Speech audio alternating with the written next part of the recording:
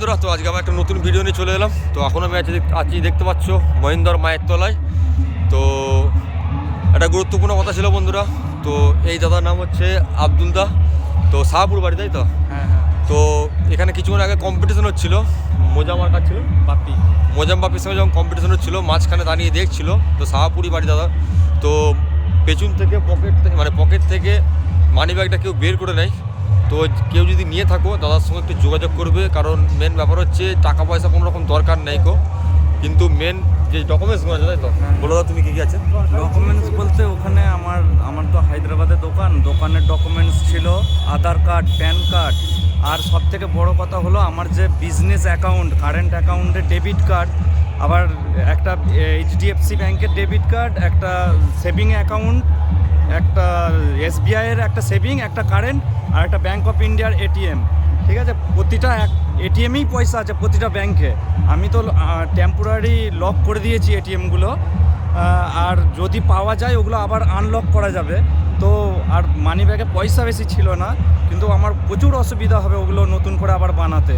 আমি আধার card, pan কার্ডের জন্য চিন্তা করি না, ওগুলো পরে পাওয়া যাবে, আবার করা যাবে। কিন্তু ওই এটিএমগুলোর জন্য আমার আর একটা সবথেকে বড় কথা কি, আমার নিজস্ব ক্রেডিট কার্ড আছে। ক্রেডিট কার্ডে অনেক টাকা লিমিট আছে। ওই ক্রেডিট কার্ডটা সুইপ সিস্টেম আছে, মানে সুইপ করে দিলে বিনা ওটিপিতেও পয়সা কাটা যাবে। হ্যাঁ, তো যদি কেউ পেয়ে থাকো প্লিজ দিয়ে দাও, আর আমাকে টাকা দিতে হবে না, আর কারো নামও বলতে হবে না যে আমি পেয়েছি। হ্যাঁ, পাপাইদার হাতে দিয়ে দিলেও হবে, কিংবা আমার নাম্বারটা আমি বলে দিচ্ছি, নাম্বারের সঙ্গে যোগাযোগ, আমি কিছু বলবো না, আমার জিনিসটা পেয়ে গেলেই আমি যে দিয়ে দেবে তাকে উপরন্ত কিছু টাকা দেওয়াও হবে। তাকে সে যেটা বলবে দাবি করবে আমি দিয়ে দেবো, অসুবিধা নেই। সে যেটা দাবি করবে। ডকুমেন্টসগুলো লাগবে। হ্যাঁ, ডকুমেন্টসগুলো লাগবে। নাম্বারটা দিয়ে দাও। 9064028843। আর আমার বাড়ি শাহপুর। আমার ওখানে পুরোপে সব লেখা আছে, আধার কার্ডে, প্যান কার্ডে আমার ডিটেলস সব লেখা আছে। আমি বুঝতে পারলাম যে আমার পকেট থেকে আমার নিল, কিন্তু আমি যাকে ধরেছি কিন্তু সে নেয় নে, কিন্তু সে আমাকে অনেক কিছু উল্টোপাল্টা কথা বললো। আমি ক্ষমা চাইলাম যে আমার ভুল হয়ে গেছে, কিন্তু এতই ভিড় ছিল, ক্রাউড এতই ছিল যে ওই সময় ভিড়ে আবার ভেতরে ঢোকাটা সম্ভব নয়, আর ঢুকতে পারিনি। কিন্তু তাকে কি আর পাওয়া যাবে? কিন্তু সে কিছুই করতে পারবে না, কারণ এখানে তো আর খুব একটা শিক্ষিত ছেলেরা থাকবে না বক্সের সামনে। হ্যাঁ, তারা আমার এটিএমগুলো সবগুলো ফেলে দিয়ে সে টাকাটাকে খালি নেবে। ঠিক আছে, তারও দরকার লাগলো না ওগুলো, আর সে বিনা ওটিপিতে কিছু কাজও করতে পারবে না, অথচ সে কী করবে, ফেলে দেবে সেটা। তার থেকে আমাকে দিয়ে দিতে পারে সব টাকা, উপরন্ত কিছু টাকা সে পাবে। সে যেটা দাবি করবে আমি সেটাই দেবো। তো এটা যে ব্যাপার বন্ধুরা, তো কেউ যদি পেয়ে থাকো বা নিয়ে থাকো তাহলে জানাবে এই দাদাকে বা আমাকে, তাহলে তোমার কোনো চাপ নেই তোমার নামও কোনো হাইলাইট হবে না, কারণ বুঝতে পারছো দরকারি জিনিস বাইরে থাকে, কয়েকদিনের জন্য এসেছে দেশে, সেরকম একটা ব্যাপার। তো যাই হোক, ভিডিওটা দেখতে থাকো।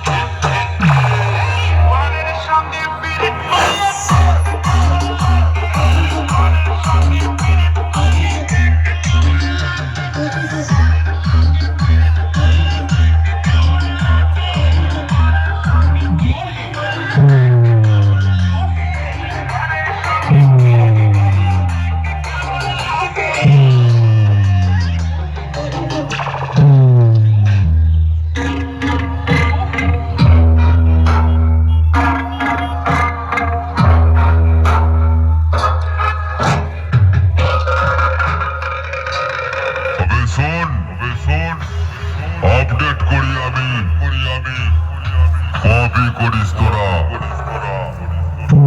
1.0 থেকে 4.0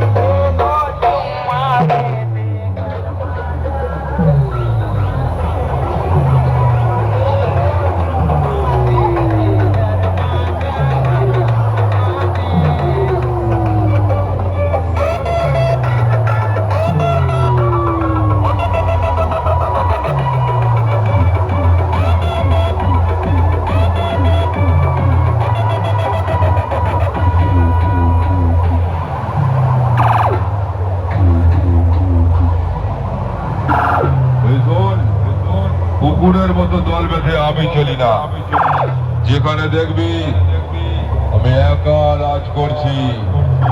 সিরাজপুর পূর্ব বর্ধমানের সাউন্ড কি